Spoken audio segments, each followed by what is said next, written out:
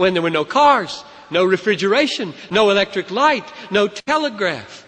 You can remember those days. You lived. Why, you would soon become pretty persuaded that the past doesn't have very much to offer. I mean, everything is in the future. It is a totally new world.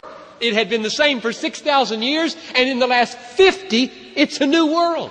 So who needs the past? I mean, they rode chariots for 6,000 years. Now we've got cars. There's nothing it has to offer. So that you can feel some of the force of that thinking. Secondly, skepticism about truth and the replacement of the category of true with useful. And you can feel some of that when you do your experiments in order to find out how to make light, how to make refrigeration, how to make words go over wires. Who gives a hoot about truth if it works? I mean, if you can fax, if you can work computers, I mean, does it work? And so you can feel some of the force why true, that category just kind of goes down, and useful and efficient comes up. And the third is the denial of the supernatural. Is there any such thing? It hasn't been obvious in any of our recent discoveries, and we are fixing the diseases. You don't need prayer anymore. You just, as Dr. Fuller says, you get the rats out of the manholes. Just poison the rats. Find a new chemical that'll kill the rats, and that'll take care of your black plague. Machen credits modernism.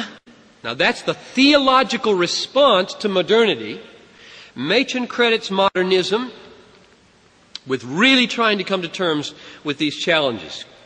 Quote, what is the relationship between Christianity and modern culture? May Christianity be maintained in a scientific age?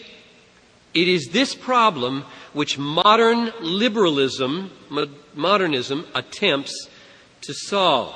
And in trying to solve it, liberalism or modernism has joined modernity in 1, minimizing the significance of the past, and 2, accepting the utilitarian view of truth, and 3, surrendering supernaturalism. And all three compromises with the spirit of modernity together produce the modernist spirit in religion. It is a spirit. It's not a set of doctrines per se or a set of denials. This is why Machen, this is so important. It's important today.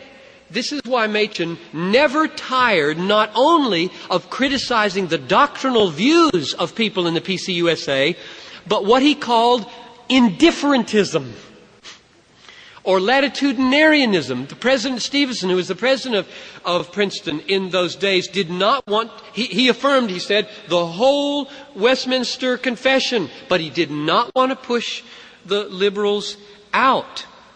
Machen never tired of saying that there's a spirit here of modernism that creates an atmosphere in which shifts away from orthodoxy happen. And it's the spirit that minimizes truth as true and elevates truth as useful. Let me just quote from one of the modernists of that day, John McCallum, about what he understood modernism to be, just to show you that from the inside out, we're moving in the right direction with the definition. The liberals have accepted the enlarged view of the universe which has been established by modern astronomy, geology, and biology. Instead of blindly denying scientific facts, as obscurantists have always done, they have adjusted themselves to them, and in so doing have increased their faith and urbanity, and consequently extended their influence, particularly with the educated classes. Liberalism is an atmosphere rather than a series of formulas, end quote. So when the preference for the new and the naturalistic bias and the skepticism about finding what is true, when those all come together, what you have in the seminary, in the church, is an extraordinary opportunity for the abuse of religious language and the manipulation of historic confessions. In essence, modernists don't throw out Christianity, they reinterpret the creeds of Christianity and give old words new meanings. And that's the way they stay. And Machen could see that. And that's what he kept criticizing with this doctrinal indifferentism, that President Stevenson wouldn't recognize what was happening. People could still be using the words of the confession and put a totally different meaning. So the virgin birth was one theory of the incarnation, and the bodily resurrection was a theory of the resurrection. And so the old facts don't correspond anymore with permanent facts. They symbolize. The virgin birth is a symbol, and the bodily resurrection is a symbol of a general religious principle. And those symbols are sometimes useful. And when they're useful in a generation that can handle the term virgin birth, you use them. And if they cease to be useful in a generation that can't, they are expendable. And the general religious truth remains. And that's defined in various ways. But it's that principle of utilitarianism in the view of truth that he saw and was so distressed about in the Presbyterian church of his day. Hundreds of clergy in his day would not deny the confession of faith of the Westminster Confession, but by virtue of a modernist spirit had come to give it up even though they signed it. Now, one of the most jolting sentences in all the reading I've done was the next one that I want to read to you. Here's the quote. It makes very little difference how much or how little of the creeds of the church the modernist preacher affirms, or how much or how little of the biblical teaching from which the creeds have been derived he affirms.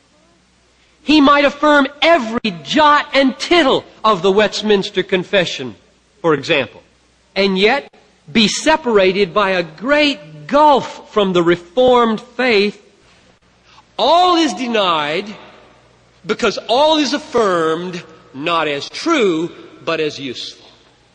There's a whole philosophy of language that has been built up to justify that kind of staying within denominations. It makes it so hard to deal with colleges, seminaries, denominations.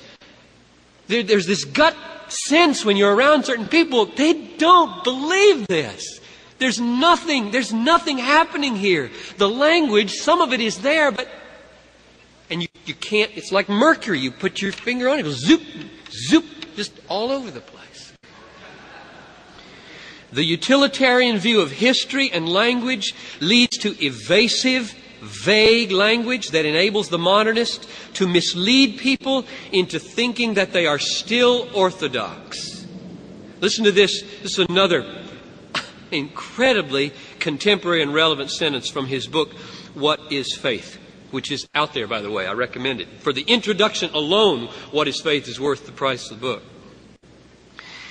This temper of mind is hostile to precise definitions.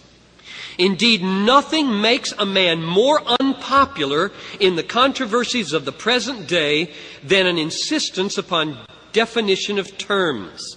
Men discourse very eloquently today upon subjects as God, religion, Christianity, atonement, redemption, faith, but are greatly incensed when they are asked to tell in simple language what they mean by these terms. Close quote. Now, Machen's critique of this analysis of modernism, his critique of it, flows from two directions. One is a critique from inside the culture, analyzing it and its goodness or not, its benefit, its truth, and the other is from inside the text of the New Testament. So let me take those one at a time. Machen asks modern man, Are we better